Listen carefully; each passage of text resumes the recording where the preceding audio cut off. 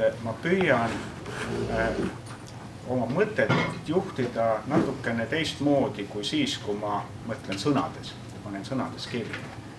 Ja eks need probleemid ka, ega siis ma ei usu, et siin ruumis on ühtegi inimest, kes siiani pole mingit probleeme endal sõnastanud ega neid ka lahendanud. Kindlasti me kõik oleme seda teinud, aga see pildilises vormis, võimalikult pildilises vormis seda teha annab mingil määral mingit sisevaadet või lisavaadet ja võimaldab endal natukene tunnetuslikult võib-olla sügavamalt, võib-olla teise nurga alt siis nendele asjadele mõelda, mida me probleemideks või eesmärkideks nimetame.